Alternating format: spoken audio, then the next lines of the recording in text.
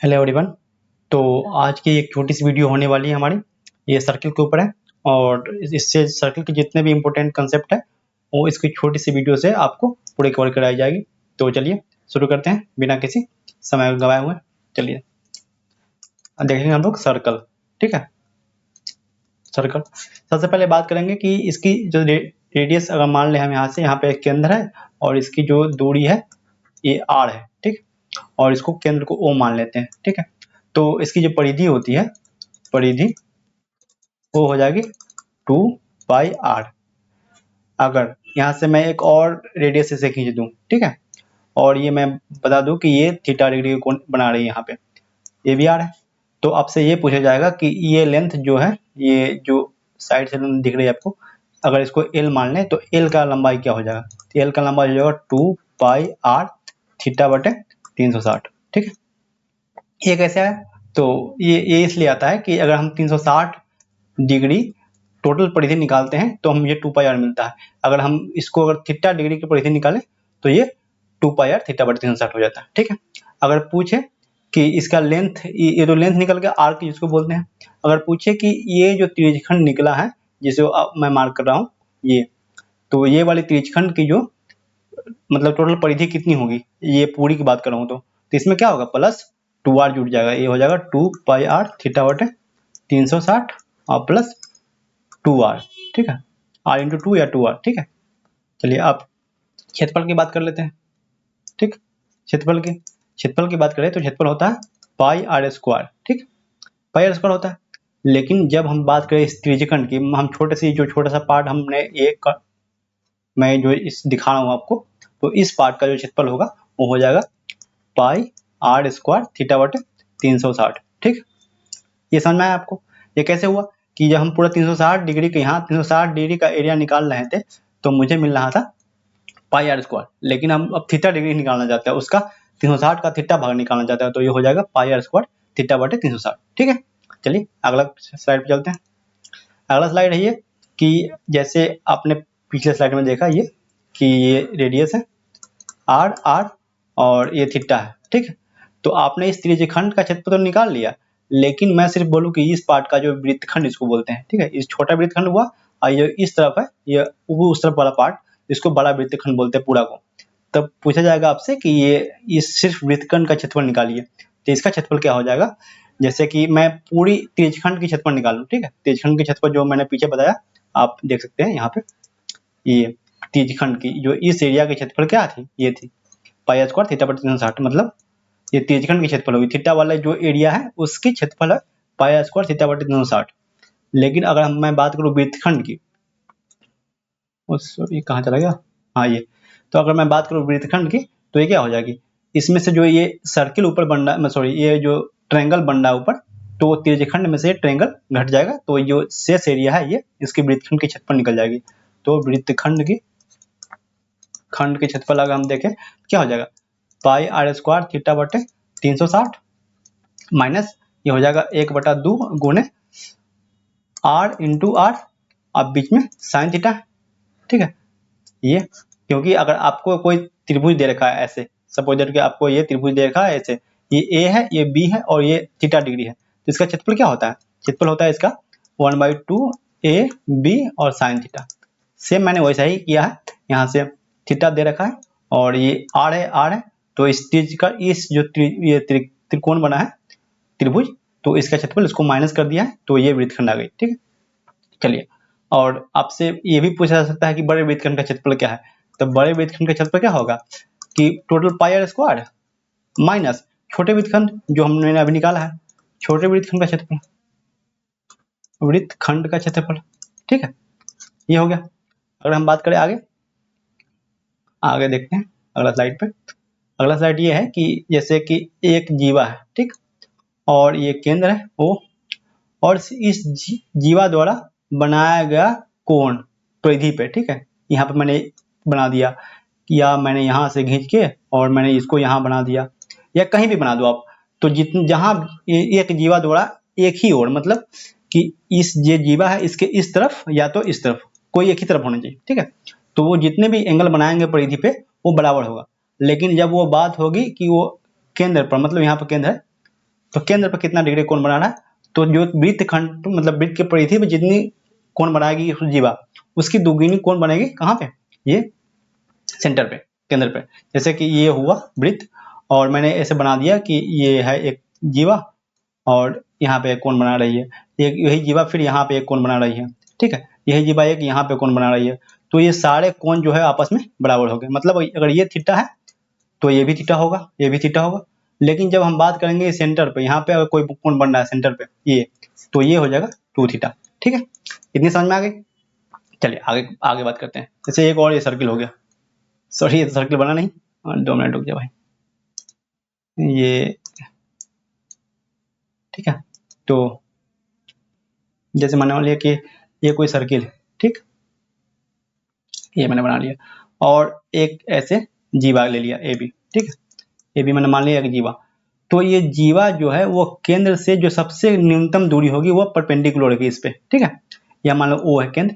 तो ये आपको याद रखनी है कि ये जो जीवा है वह जो जीवा परपेंडिकुलर होगी, मतलब सॉरी जो जीवा पे जो केंद्र से जो परपेंडिकुलर होगी लंबवत जो दूरी होगी, जैसे कि अगर ये दे रखा है आपको 5 सेंटीमीटर और ये देख रहा है 3 सेंटीमीटर और ये देख रहा है, तो ये निकल जाएगा 4 सेंटीमीटर। इसको मैं एक फिर से एक्सप्लेन कर देता हूँ, आई थिंक मुझे ये सही से नहीं मैं कर पाया। तो ये देखो समझ लो कि वृत्त है ये, ठीक। तो केंद्र से जीवा पे डाली गई लंब उसको द्विभाग में विभाजित करती है, मतलब द्विभाग मतलब समद्विभाजित करती है। आप ऐसे समझो कि ऐसे अगर ये ए है और ये बी है, तो इसका जो लंबाई होगा यहाँ से यहाँ तक के पार्ट का, वो लंबाई सेम होगा यहाँ से यहाँ तक के पार्ट का, ठीक। तो इस पे क्वेश्चन कैसे बनता है मैं आपको दिखाता हूँ अगले स्लाइड में, ठीक है। देखो जैसे कि ये हो गया और बोल रहा है, मुझे बोल दिया कि ये जो केंद्र से और जीवा पर जो लंबाई डाली गई लंब उसकी लंबाई दे रखी है 4 सेंटीमीटर और जो वृत्त की त्रिज्या है वो 5 सेंटीमीटर दे रखी है। तो पूछा है कि इस जीवा की लंबाई मुझे कैसे निकालनी है, मतलब जीवा की लंबाई क्या होगी। तो यहाँ पर देखिए, यहाँ पर समकोण त्रिभुज बन रहा है और समकोण त्रिभुज में क्या होता है, एच स्क्वायर बराबर B square plus P square. तो एच कितना 25 दे रखा है और बी स्क्वायर निकालना है मुझे और पी कितना दे रखा है 4 के स्क्वायर 16 हो जाएगा। तो बी एस यहाँ से निकलेगा 3, लेकिन ये भाग मुझे निकला यहाँ पर 3। अब मुझे निकालना है पूरी जीवा ए बी पूरा मुझे निकालना है। तो ये जो ए बी की लंबाई टोटल हो जाएगी वो हो जाएगी 6 सेंटीमीटर। कैसे 3 गुने 2 हो जाएगा यहाँ से, ठीक है। चलिए तो इस टाइप के क्वेश्चन आपको इसमें तीनों में से कोई एक दे सकता है या मतलब एक पूछ सकता है, 2 दे के कोई एक पूछ सकता है, ठीक है। तो चलिए इसमें और एक और क्वेश्चन कैसे बन जाता है, जैसे कि ये एक जीवा यहाँ पे है, एक जीवा यहाँ पे है, ठीक है। तो और सेम क्वेश्चन बनेगा कि इसकी लंबाई दे रखी है h, सॉरी कुछ भी दे रखी है, मतलब मान लो कि x दे रखी है, ठीक है। और पूछेगा कि इसकी त्रिज्या जो है वो y दे रखी कुछ भी। ये पूछेगा कि ये दोनों एक मतलब केंद्र से समदूरस्थ है, मतलब ऐसा है कि यहाँ से अगर यहाँ जाएंगे तो अगर ये x है तो ये भी x है, ठीक है। तो आपसे पूछ लेगा इस जीवा की लंबाई कितनी है, या और भी कुछ इस टाइप के जो क्वेश्चन बनते हैं आप इसको इजी से कर पाएंगे। कैसे, क्योंकि 2 चीज मुझे दे रखी है, ये y दे रखी है, x दे रखी है, तो यहाँ से इसकी वैल्यू निकल जाएगी और हम क्या करेंगे इसको 2 से गुणा कर देंगे तो ये पूरी जीवा की लंबाई निकल जाएगी, ठीक। चलिए इसमें एक और कंसेप्ट है कि एक ऐसे वृत्त बना दिया मैंने, अगर वह जीवा सबसे बड़ी जीवा क्या होती है, वो व्यास होती है। तो अगर वह जीवा अगर व्यास है तो जो परिधि पर कोण बनेगा वो कितना बनेगा 90 डिग्री, ठीक है। ये आपको याद रखनी है। जैसे कि ए बी और ये सी हो गया, तो ये ए बी अगर व्यास है, ए बी अगर डायमीटर है, डायमीटर, ठीक है। तो जो कोण सी होगा मतलब इस व्यास द्वारा वृत्त के परिधि पर अंतरित जो कोण होगा वो 90 डिग्री का होता है, ठीक। तो इससे आपको ऐसा होगा कई बार कि आपको ये भुजा दे रखी है कि ये भुजा 8 दे रखी है, आप बोल दिया कि जो रेडियस है वो 5 सेंटीमीटर है, तो आपको पूछेगा कि AC निकालिए। तो यहाँ से हम क्या करेंगे, जो समकोण त्रिभुज का जो मतलब भुजा निकालने का जो फॉर्मूला होता है एच स्क्वायर बराबर P square plus B square, जहाँ एच कर्ण होता है तो यहाँ पर 90 डिग्री के सामने कौन है, ये 2r, तो ये कर्ण हो जाएगी, ये बेस हो जाएगी और ये लंबाई हो जाएगी, ठीक। तो यहाँ से हम निकाल सकते हैं। जैसे कैसे निकालेंगे कि 2r के ए बी दिया हुआ है तो ए बी के स्क्वायर बराबर AC square plus BC square, ठीक है। तो ए बी कितना हो जाएगा 5, अगर आर दे रखा है तो व्यास हो जाएगा 10, 10 के स्क्वायर बराबर ए सी स्क्वायर निकालना है मुझे, और यहाँ हो जाएगा बी सी हो जाएगा 8 का स्क्वायर तो 64, तो यहाँ से ए सी निकल जाएगा 6, ठीक है। तो आप ऐसे निकाल सकते हैं। चलिए आगे देखते हैं। आगे ये है एक और कंसेप्ट है कि जैसे कि एक, मैं इसको ऐसे दिखा सकता हूँ कि जैसे एक स्पर्श रेखा है, ठीक है। स्पर्श रेखा वो होता है जो वृत्त को किसी एक पॉइंट पे स्पर्श करता है, ठीक है।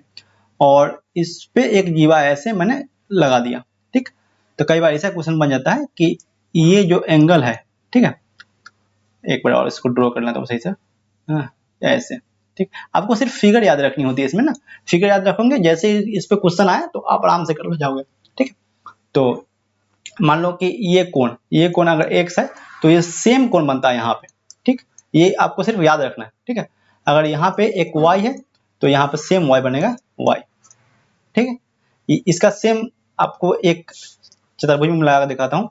जैसे कि ये हुआ, मैंने दिखाया कि ये एक चतुर्भुज है, इसके अंदर बना हुआ है और ऐसे, ठीक है।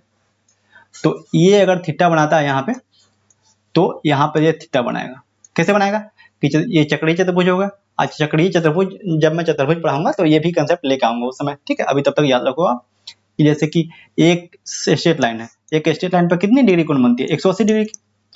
तो ये अगर थीटा है तो ये कितना हो जाएगा, ये 180 माइनस थीटा हो जाएगा ना भाई।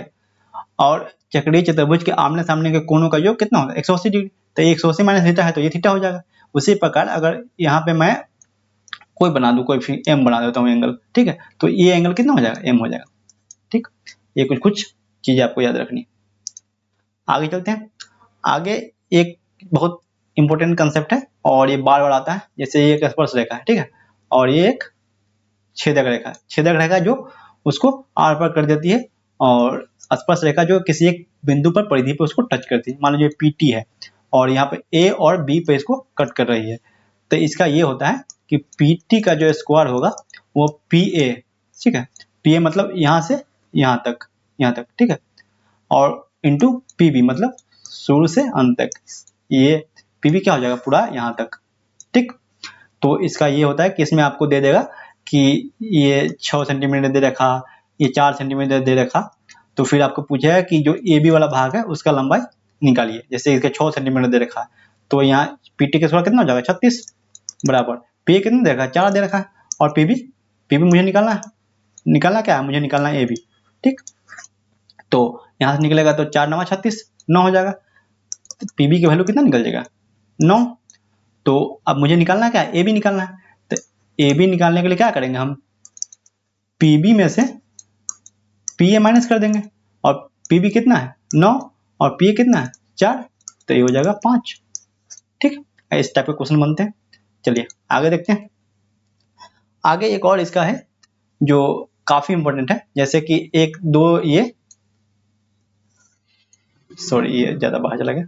जैसे ये दे रखा है 2 जीवा है, और मैं इसको थोड़ा सा रफ कर देता हूँ, ये ज्यादा बाहर चला गया, ठीक है भाई। ये 2 जीवा दे रखा है, ठीक, और दोनों जीवा एक दूसरे को काट रहे कहीं पे। तो ये जो वृत्त का चाप है, अगर मान लो कि ये अरे यार सही से लिख नहीं पा रहा हूँ, ये रुक जा फिर से दिखाता हूँ भाई। ये नई सेटअप है मेरे लिए तो थोड़ा सा दिक्कत हो रही है, ठीक है। तो अगर ये चाप जो इस एरिया का जो चाप आपको दिख रहा है, ये एरिया, अगर ये केंद्र मान लो यहाँ पर केंद्र है, ठीक है, तो ये केंद्र पर अगर x डिग्री का कोण बनाता है, x ये अल्फा कुछ मान लो ये अल्फा डिग्री का कोण बनाता है, मैंने इस चाप को x मान लिया इसलिए अल्फा मान रहा हूँ, ठीक। और ये सेम सेक्टर यहाँ पे अगर बीटा डिग्री का कोण बनाता है, तो देखो यहाँ पर घजमज हो गया, थोड़ा मैं इधर आपको दिखाता हूँ, ठीक है, क्लियर में। जैसे कि ये हो गया और ये हो गया, ठीक। तो अगर केंद्र पर ये दोनों जो चाप है वो अल्फा और बीटा डिग्री कोण बनाता है, तो जहां पे ये दोनों क्रॉस करेगी तो इसका वैल्यू जो हो जाएगा क्या हो जाएगा अल्फा प्लस बीटा बाई 2। ये बात बहुत इंपॉर्टेंट है, आपको ध्यान रखनी है। कैसे ध्यान रखनी है कि ऐसे अगर कोई वृत्त दे रखा है और इसकी दो जीवा एक दूसरे को प्रतिच्छेद करती है, तो उस जो ये सेक्टर, आप इसको याद रखो, जो ये चाप है उसके द्वारा बनाया गया केंद्र पे कोण, ठीक है। और उसके अपोजिट साइड जो चाप है उसके द्वारा बनाया गया केंद्र पर कोण, अगर ये अल्फा बना रहा है, ये बीटा बना रहा है, तो ये जो जीवा एक दूसरे पे को यहाँ पे काट रही है, तो उसका वैल्यू क्या हो जाएगा, अल्फा प्लस बीटा बाय 2, ठीक है।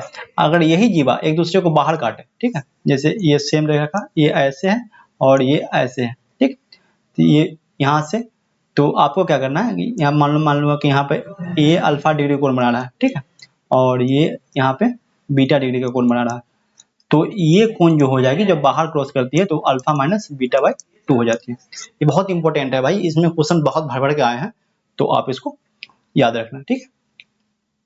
चलिए अगले पेज पे चलते हैं।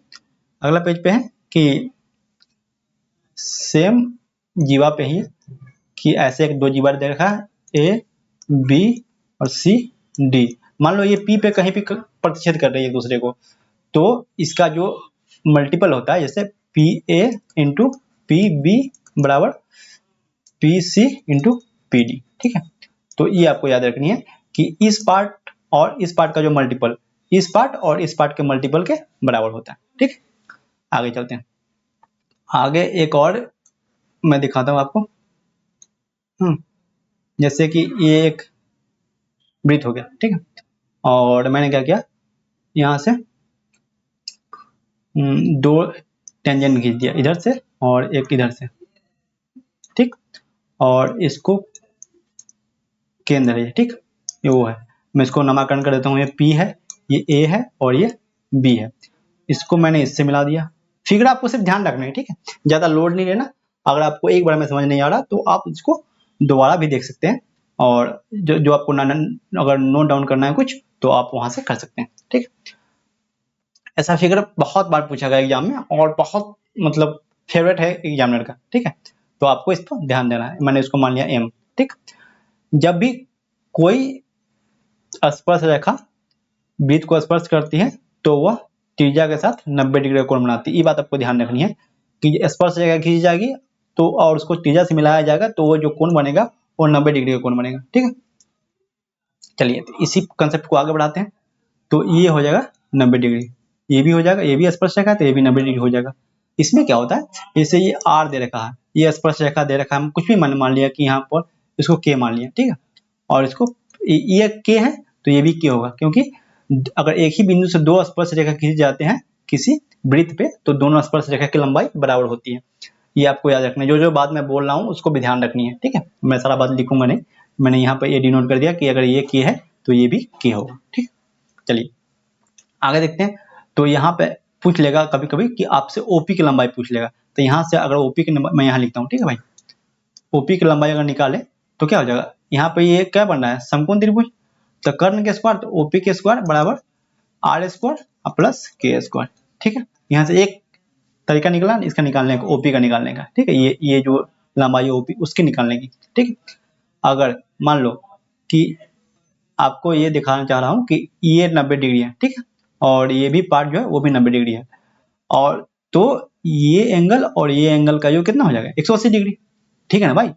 जैसे कि एक चतुर्भुज मान लो, एक चतुर्भुज है, ये तो जो ए पी बी ओ जो मैं बोल रहा हूँ, ए पी बी ओ, ये क्या है, एक चतुर्भुज है, और चतुर्भुज के जो कोणों का योग होता है कितना होता है 360 डिग्री, तो अगर ये 90 दे रखा, ये 90 दे रखा, तो बाकी दोनों बचे हुए कोण का योग कितना हो जाएगा 180 डिग्री।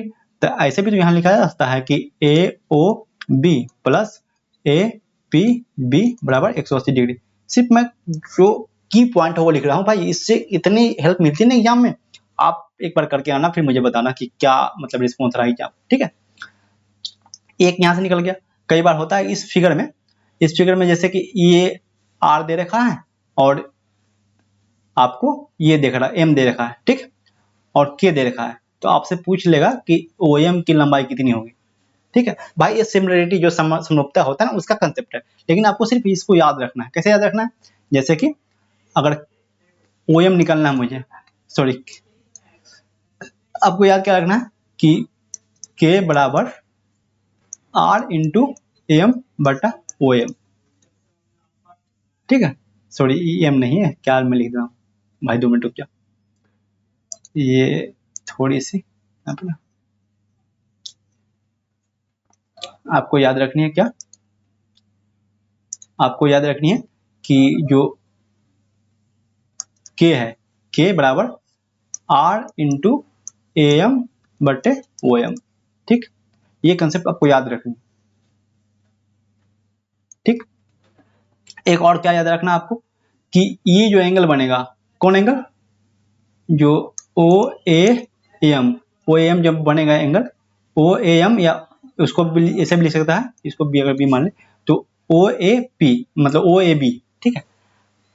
इसको सेम ही है दोनों, ओ ए बी, दोनों एंगल जो भी होगा, ये जैसे ये ओ ए एम है तो ए एंगल या ए एंगल दोनों बराबर होंगे आपस में, और इसका वैल्यू कितना हो जाएगा, ए पी बी बटे 2। मतलब ये है कि ये जो एंगल होगा वो इस एंगल के आधा होगा, ठीक है। ये बात बहुत इंपॉर्टेंट है, ये भी आपको याद रखनी, ठीक। चलिए थोड़ा सा मैं अगले पेज पे इसको समराइज कर देता हूँ, मुझे लगता है ज़्यादा हो गया इस पेज पे, ठीक है। जैसे कि मैंने बताया इस पेज पे ये कि ऐसे एक दे रखी है, ठीक है, और यहाँ पे इसका सेंटर है, और मैंने ऐसे बनाया था, ठीक है। ये ए दे रखा था, ये बी, ए पी, और ये बी, और यहाँ पे ओ, ठीक है, और इसको इसको इससे मिला दिया था।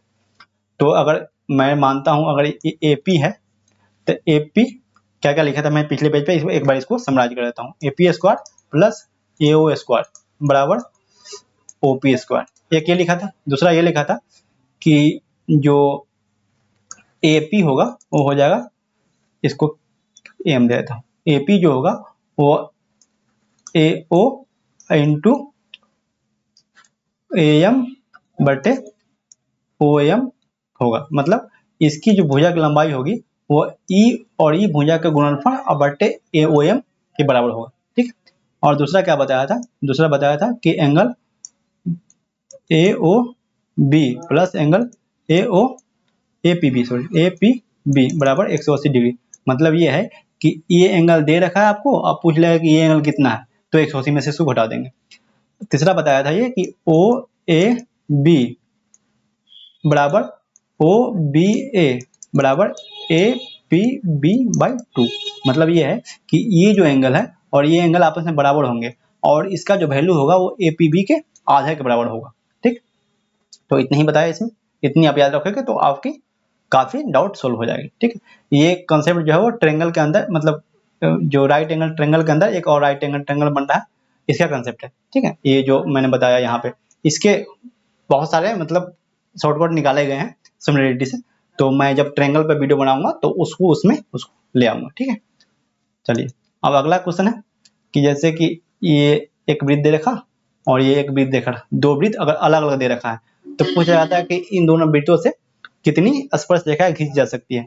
तो आपको याद रखनी, जैसे कि यहाँ से एक मैंने खींच दिया ऐसे, दूसरा ऐसे खींच दिया, और तीसरा मैंने ऐसे खींच दिया, और चौथा ऐसे खींच दिया। मतलब ठीक है, समझ लो, आप समझ लेना कि सटा हुआ है, ठीक है।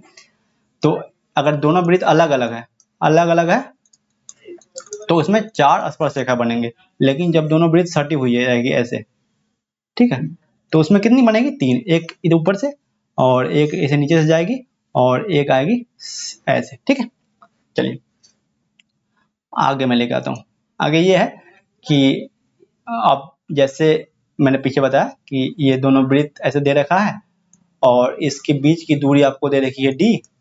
तो आपसे पूछेगा कि ये जो स्पर्श रेखा है ऊपर से जा रही है तो इसकी लंबाई ज्ञात कीजिए। अगर इसका ये अगर r1 दे रखा है और इसका r2 दे रखा है तो इसकी जो लंबाई होती है वो क्या होती है, d बराबर रूट अंडर, सॉरी ये d नहीं, मतलब जो टेंजेंट रेखा हो गई, ठीक है, नीचे लिखता हूँ, स्पर्श रेखा की लंबाई,